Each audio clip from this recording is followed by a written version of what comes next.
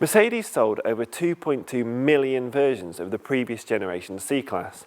That means 1 in 5 of every new Mercedes sold worldwide is a C-Class. And that means that this all-new model has some pretty big shoes to fill.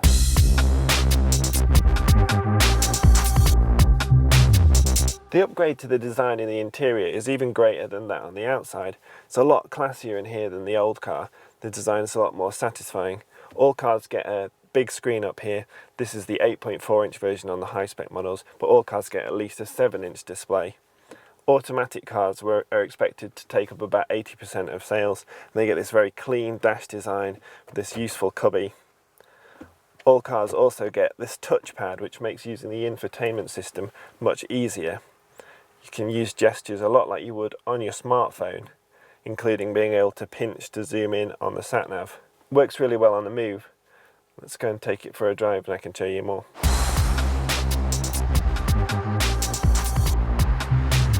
As well as the new touchpad, all new C-Classes come with agility control. That means you can use this switch to scroll between Eco, Comfort, Sport, Sport Plus and an individual setting to tailor the car to how you're driving it. This car also has the option of air suspension, which is about £895 and makes quite a big difference to the way that the car feels.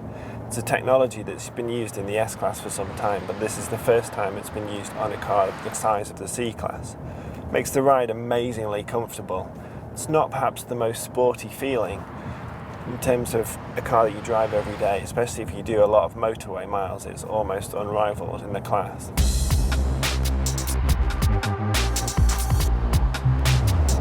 While the chassis is a big improvement over the previous car, unfortunately a lot of the engines are actually carried over, albeit in slightly tweaked form, from the previous car.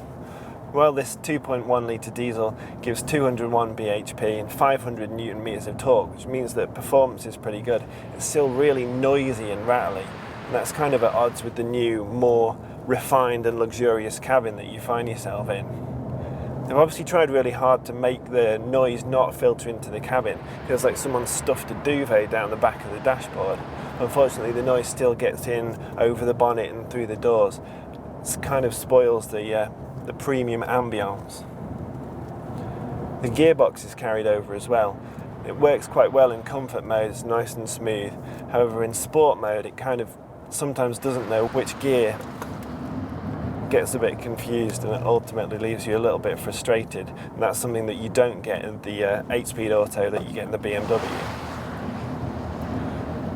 As well as being better to drive, the C-Class is bigger than before. There's loads of room up the front for both front seat passengers. There's plenty of space in either door. The glove box is big. Even with this car, it's got the optional scent diffuser from the S-Class, which uses a little bottle of fragrance which sits in the glove box. It's injected into the climate control system so that the car smells nice. However, in the back, space isn't quite so good. This car's got the panoramic roof, which cuts headroom quite a bit if you're tall, but knee room isn't that great either. The boot's nice and big though. It's 5 litres bigger than previously at 480 litres. It's nice and rectangular in shape as well, so it's easy to chuck whatever you need to in the back without worrying about it.